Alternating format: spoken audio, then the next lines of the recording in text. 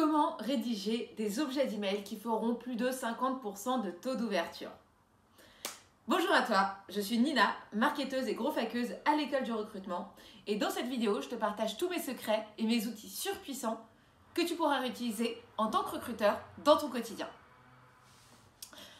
Alors, pourquoi rédiger un bon objet d'email? Un bon objet d'email, c'est hyper important parce que tout simplement, si ton objet ne donne pas envie à la personne de lire l'email, tu peux avoir écrit le meilleur email du monde, tu peux y passer des heures, avoir un email le plus convaincant possible, avoir un email le plus intéressant possible, avoir l'opportunité de job la plus dingue. Si ton email n'est pas ouvert, ça ne sert strictement à rien.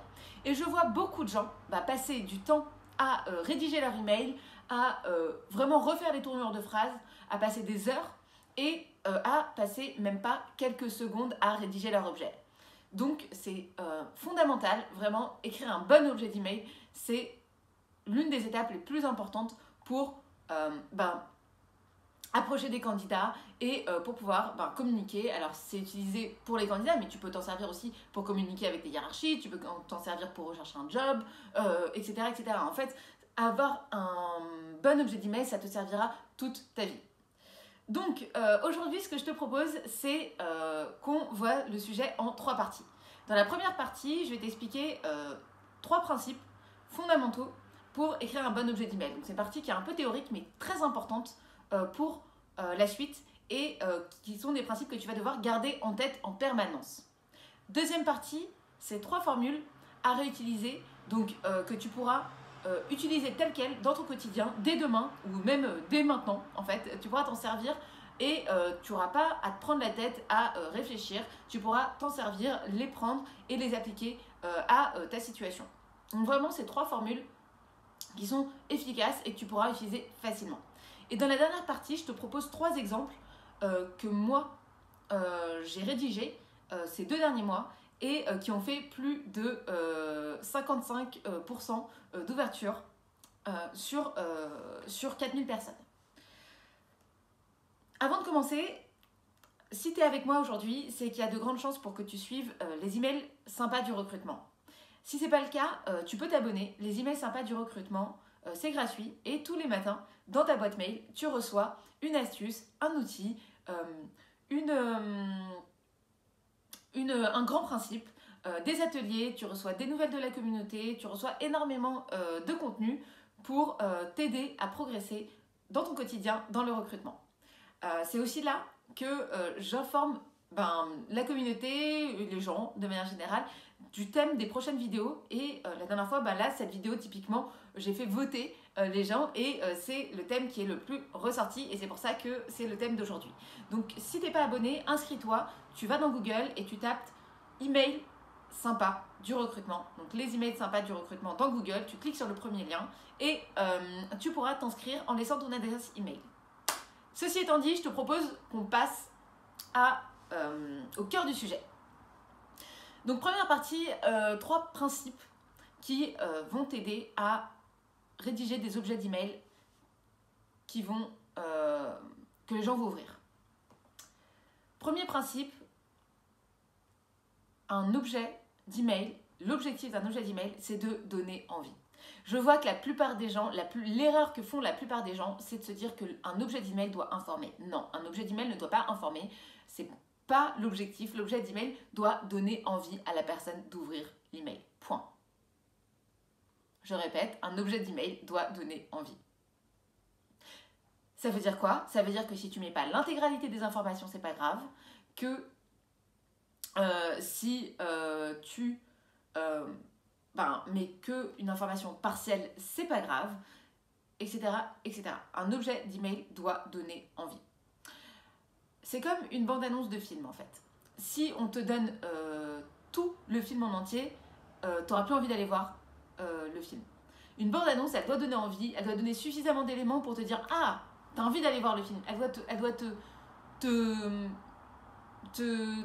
créer, en fait, de la curiosité et le désir d'aller plus loin et d'en savoir plus. Donc c'est comme une bande-annonce, un objet d'email, c'est comme une bande-annonce de film, ça doit vraiment donner envie. Donc encore une fois, si je te raconte tout le film, ça va pas te donner envie. Si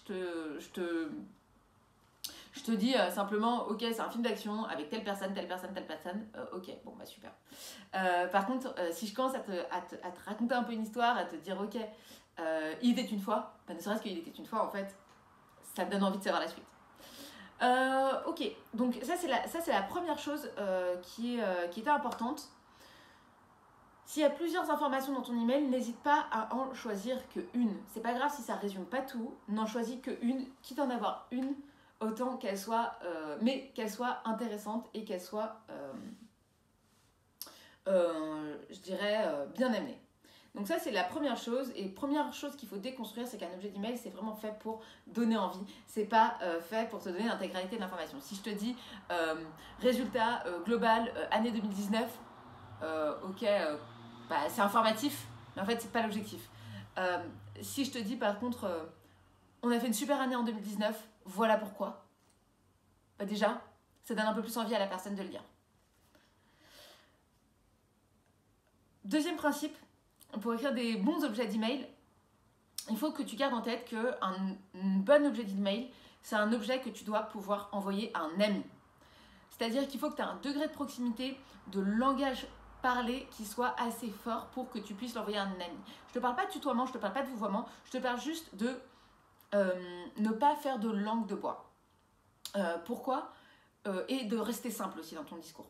Pourquoi? Parce que en fait, ce qui va se passer, c'est que le cerveau, tous les jours, il traite entre 10 et 50 emails par jour. Donc, il traite un nombre d'informations très importantes.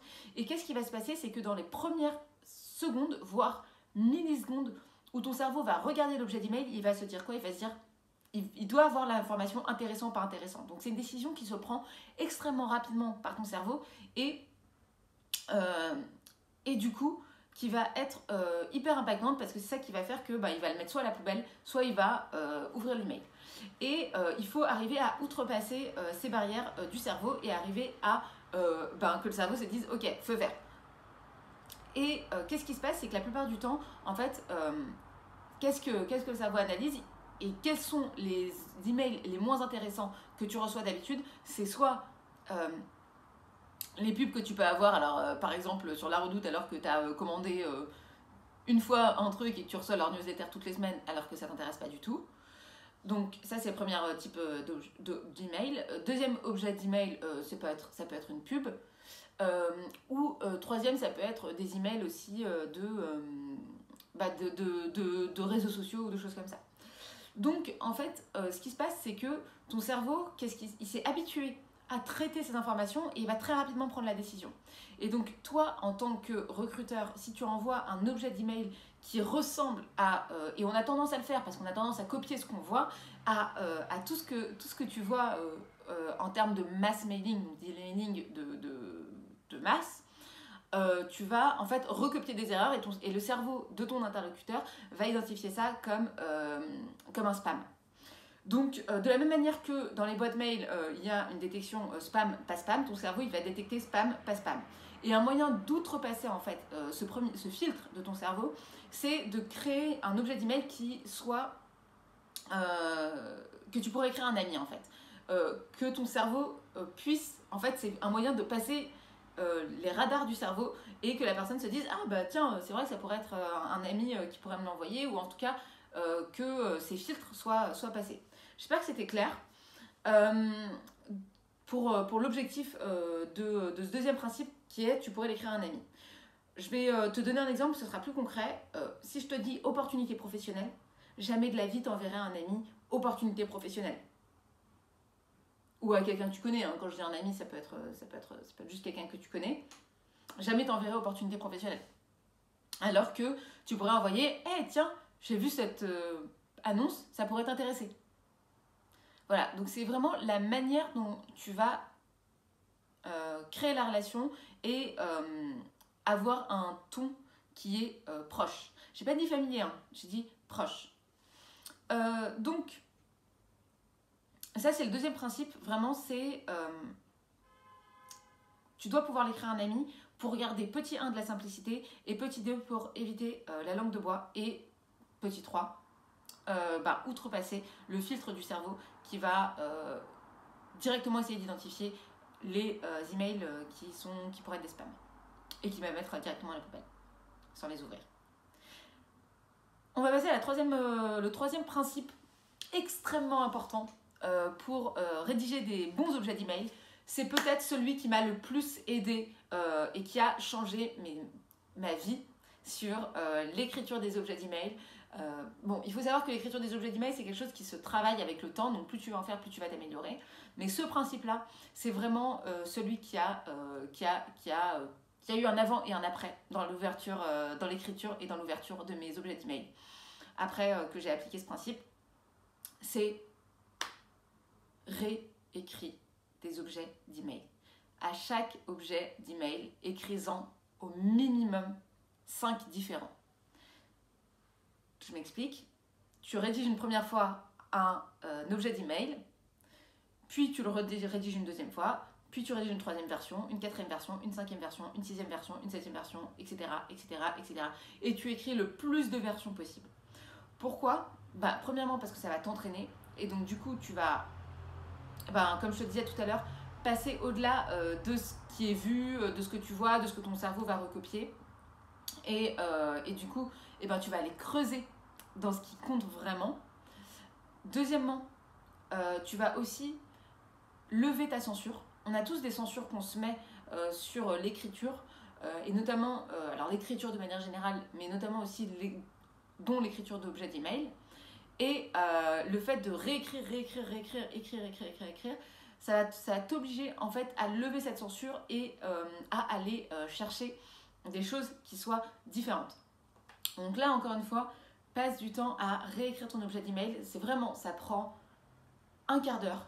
En un quart d'heure, tu te dis, ok, j'en écris 5 ou j'en écris 10 par exemple, et tu choisis à la fin la meilleure. Moi, par exemple, à chaque email que j'envoie, j'écris au moins 5 ou 6 objets différents et à la fin, je rédige. D'ailleurs, à ce propos, je ne l'ai pas dit, mais un objet d'email, ça se rédige toujours à la fin. Une fois que tu as écrit ton email en entier, tu rédiges ton objet d'email en fonction de ce que tu as mis dedans. Bon, ça c'était une petite parenthèse, je ferme la parenthèse. Et un excellent moyen aussi de réécrire des emails, c'est d'y mettre des intentions qui soient différentes. Si je te dis, par exemple, alors je vais prendre mon petit carnet parce que j'ai écrit mon exemple dans le carnet. Si je te dis, par exemple, une des manières d'écrire un objet d'email, ça pourrait être décroche. Donc, imaginons qu'on veuille approcher un étudiant de l'école du recrutement pour l'embaucher en CDI. Donc, c'est des gens, on sait que c'est des étudiants qui sont en fin d'études et qui veulent potentiellement obtenir un CDI en recrutement. Donc, un des objets d'email que tu pourrais écrire, c'est ok, décroche le plus haut salaire. Donc là, c'est plutôt un angle de vue compétitif, agressif. Ok, décroche le plus haut salaire de ta promo. Première manière d'écrire un objet d'email. Deuxième manière de l'écrire, donc on peut mettre une intention qui soit différente, c'est 90% des étudiants de l'école du recrutement, enfin 90% des étudiants en recrutement ont décroché un CDI. Et toi ? Donc ça, c'est une headline, un objet d'email qui est plus informatif. C'est-à-dire que le premier était plutôt agressif, décroche le plus haut salaire. Le deuxième, il est plus informatif. Ok, 90% des étudiants en recrutement décrochent un CDI avant un mois, je dis n'importe quoi, de sortie d'études. Et toi, tu penses quoi ? T'en penses quoi pour la suite ?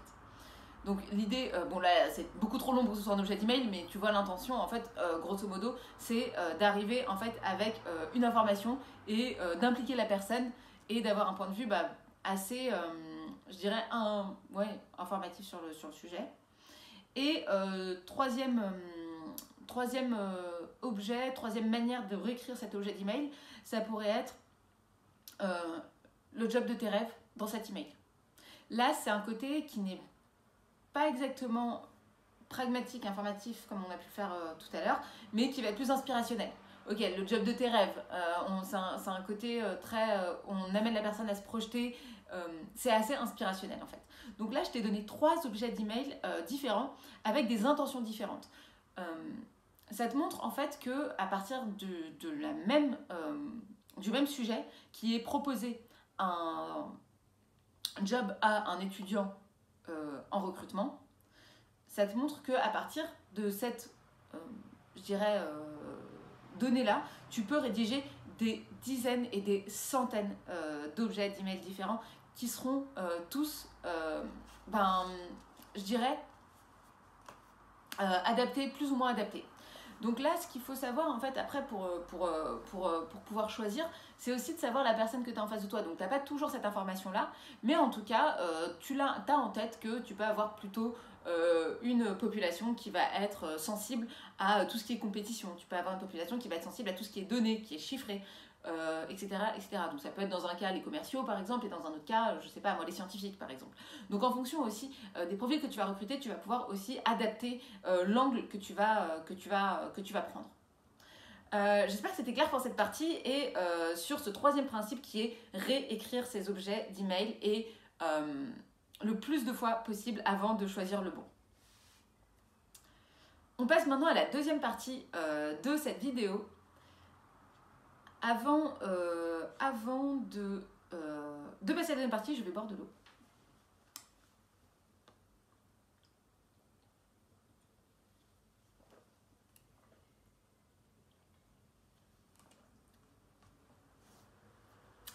On est de retour.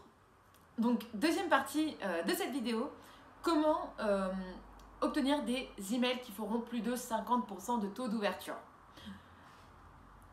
Dans cette partie, je te propose de voir 3 formules que tu pourras réutiliser. Alors, c'est des formules qui sont classiques, qui sont utilisées en marketing, qu'on voit un peu partout.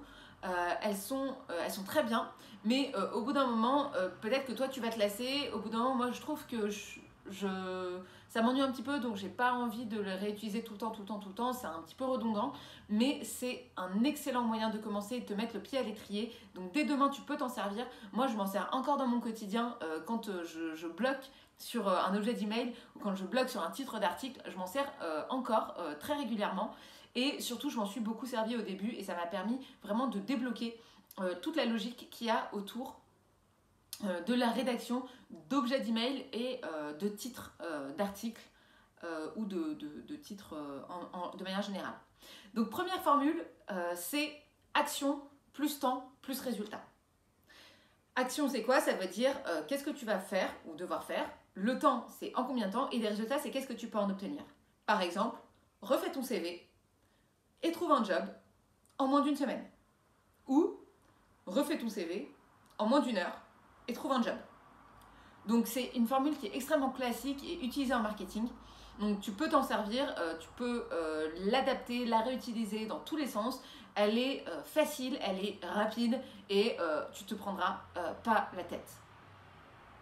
Deuxième formule à réutiliser et que tu peux voler, c'est résultat plus temps moins objection. Donc, résultat, comme tout à l'heure, c'est ce que tu en attends. Le temps, c'est en combien de temps. Et les objections, c'est qu'est-ce qui freine, en fait, le plus ton audience à parvenir à ce résultat. Par exemple, ça pourrait être trouver un développeur Java, 5 ans d'expérience, à moins de 40K, sans faire de sourcing. Bon, là, en l'occurrence, il n'y a pas la donnée du temps, donc tu peux très bien enlever une donnée. Hein, mais, donc, si je mettais la donnée du temps, ça pourrait être trouver un développeur Java en moins d'une heure sans faire de sourcing. Voilà, donc c'est résultat qu'on attend. Le résultat qu'on attend, c'est trouver un développeur Java. Le temps, c'est en moins d'une heure. Les objections, c'est sans faire de sourcing. Pourquoi j'ai mis sans faire de sourcing comme objection? C'est parce que je sais que c'est une des objections les plus courantes chez les recruteurs qui est que le sourcing est chronophage, le sourcing prend du temps. Donc je sais que c'est une douleur qui est particulièrement importante chez certains recruteurs. Alors je dis pas tous, hein, parce que je sais qu'il y a des recruteurs qui adorent le sourcing et heureusement. Mais voilà, je sais que c'est par rapport à mon audience, je sais que c'est une objection qui revient régulièrement. Donc c'est pour ça que j'ai choisi ça comme objection. Donc je répète, résultat plus temps moins objection. Ça c'est la deuxième formule dont tu peux te servir hyper facilement. Troisième formule que j'ai choisi de te présenter, c'est le secret pour. Donc ça peut être le secret pour rédiger ton CV, ça peut être le secret pour réussir ton entretien, ça peut être le secret pour sais pas moi, rédige une bonne annonce, etc. etc. Le secret pour... c'est une formule qui est assez utilisée. Moi, je l'aime bien parce que la première chose, c'est qu'elle elle amène du teasing, comme je te disais tout à l'heure. Donc, teaser, le fait de donner envie, on a envie d'en savoir plus, on a envie de se dire, ah, c'est quoi ce secret, on a envie, je trouve que ça suscite la curiosité. Et ensuite, elle est facilement adaptable. Donc, moi, j'avais mis un exemple, c'était le secret pour rédiger des annonces qui marchent vraiment. Donc, c'était aussi pour te montrer que toutes les formules d'objets ne sont pas aussi strictes que celles que je t'ai expliquées, les deux premières, action plus temps plus résultat. T'en as qui sont plus générales, qui sont moins cadrées et moins carrées. Et l'objectif, c'est que toi aussi, tu puisses te l'approprier. Donc là, je t'ai donné 3 formules. Tu peux t'en servir dès demain, dès maintenant, pour ton prochain objet d'email. Mais tu peux aussi t'en servir pour rédiger le titre d'un article. Tu peux t'en servir pour rédiger un post LinkedIn, etc. etc. C'est vraiment des formules qui sont utilisables et réutilisables autant que tu veux. Et surtout, si tu t'en sers, n'hésite pas à me dire si ça a marché, si ça n'a pas marché. Si tu es inscrit aux emails sympas, tu verras, tu connais mon adresse mail. Et puis, si c'est pas le cas, inscris-toi aux emails sympas et tu verras, tu auras un email directement de moi et tu pourras me répondre directement par email. On passe à la troisième partie de cette vidéo, troisième et dernière partie de cette vidéo, parce qu'on arrive bientôt à la fin. C'est les 3 objets qui ont le mieux marché pour moi ces 2 derniers mois. Comme je te disais tout à l'heure, avec les emails sympas, j'envoie des emails tous les jours. Donc du coup, j'ai accumulé énormément de données et j'ai vu beaucoup d'emails qui ont soit bien marché, soit moins bien marché. Donc aujourd'hui, je t'ai choisi 3 objets qui ont bien fonctionné et on va essayer de voir ensemble un peu pourquoi ils ont bien marché. Donc premier objet d'email qui a fait 60% de taux d'ouverture, c'est mini atelier. Mets ton sourcing KO. Pourquoi je pense que cet email il a bien marché? La première chose parce que il y avait une attente forte de la part de mon audience qui sont les recruteurs d'avoir un côté pratique. Donc là le fait d'avoir un mini atelier, vu que c'était un atelier, il y avait le côté vraiment ok on va faire ensemble, je pense que ça a vraiment créé de l'intérêt. Donc c'était quelque chose qui était attendu, il y avait de l'attente sur ce sujet-là. Ça, c'est la première chose. Et la deuxième chose aussi, dont je t'ai pas parlé tout à l'heure, c'est qu'un bon objet d'email aussi, il est spécifique. Là, quand on dit le terme sourcing, c'est très spécifique parce que ça concerne les recruteurs. Et le fait d'avoir mis un mot spécifique qui s'adresse uniquement aux recruteurs dans l'objet d'email, en fait, ça fait que la personne, elle va se sentir concernée. Elle sait que le sujet s'adresse à elle. Et là, en l'occurrence, le sourcing, comme je te disais tout à l'heure, c'est particulièrement une douleur, entre guillemets, une douleur chez les recruteurs, chez certains recruteurs en tout cas. Et du coup, en fait, comme c'est spécifique, la personne, elle va se sentir directement, elle sait que ça la concerne directement. Donc, je pense que c'est vraiment les 2 éléments qui ont fait que ça a bien marché. À ce sujet-là, j'avais aussi utilisé la spécificité quand j'étais recruteuse et que j'approchais des profils techniques. Donc en l'occurrence, j'approchais des profils scientifiques. Et là, c'était des profils en pharma. Et il y avait un terme qui était la galénique. La galénique, c'est comment est-ce qu'on met en forme un produit pharmaceutique. Et en fait, j'avais mis ce terme galénique dans l'objet d'email. Et ça avait hyper bien marché, encore une fois, parce que les gens... et les pharmaciens en l'occurrence connaissaient ce terme et ils savaient que si ce terme était employé et s'ils recevaient cet email, ça voulait dire que ça leur était adressé spécifiquement. Donc ça c'est vraiment une autre astuce que je peux te donner, que j'avais pas mis dans les grands principes mais que je profite de l'exemple pour te donner, c'est essayer d'être spécifique par rapport au type de personne que tu veux toucher. Deuxième objet d'email qui a très bien marché, qui a fait 58% de taux d'ouverture, c'est être méchant en entretien, point d'interrogation. Être méchant en entretien, point d'interrogation, pourquoi ça a bien marché? Alors, encore une fois, pour les mêmes raisons que précédemment, c'est-à-dire que l'entretien, c'est spécifique au recrutement. Et deuxièmement, l'autre chose qui a bien marché, c'est de poser une question. Donc, je t'encourage aussi à poser des questions dans tes objets d'email. Encore une fois, c'est le côté je donne envie, je fais du teasing. Je fais du teasing, je donne envie. La personne, elle a envie de savoir la réponse. Peut-être qu'elle se pose la question, peut-être qu'elle a une opinion sur le sujet. Donc, etc. Donc, n'hésite pas à poser des questions. C'est une technique qui marche extrêmement bien, dont moi, je me sers très régulièrement. Et dernier objet d'email dont je voulais te parler, qui a rien à voir avec le recrutement, c'est pour ça que je l'ai choisi. Et qui a bien marché parce qu'il a fait 53% de taux d'ouverture, c'est la vie est trop courte pour faire des trucs chiants. Alors là, c'est l'application directe du principe numéro 2 dont je t'ai dit tout à l'heure, dont je t'ai parlé tout à l'heure, c'est tu dois pouvoir l'écrire à un ami. C'est-à-dire que un degré de proximité qui est assez important, la phrase est assez personnelle pour que la personne elle se dise ah bah oui, c'est un ami pourrait m'écrire ça, c'est pas du tout institutionnel, c'est une phrase qui est assez radicale, qui est assez claire.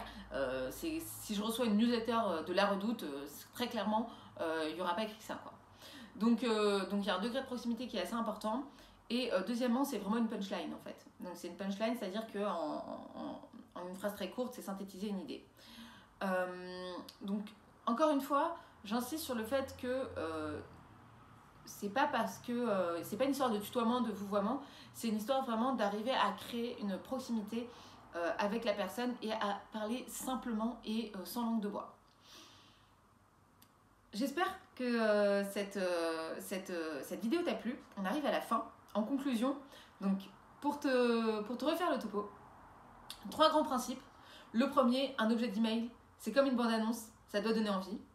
Le deuxième, c'est un bon objet d'email, tu dois pouvoir l'envoyer à un ami, tu dois pouvoir l'écrire à un ami. Et le troisième principe, c'est réécris tes objets d'email, au moins 5 objets d'email, et à la fin, tu choisis le meilleur. 3 formules à réutiliser qui sont donc action plus temps plus résultat, résultat plus temps moins objection et le secret pour. Dernière chose, les 3 exemples qui ont le mieux marché. Donc là, moi ce que je t'invite à faire, c'est vraiment d'être assez spécifique dans ce que tu fais, de ne pas hésiter à poser des questions et créer de la proximité avec ton audience et même dans ton objet d'email. On arrive à la fin de cette vidéo, j'espère que ça t'a plu.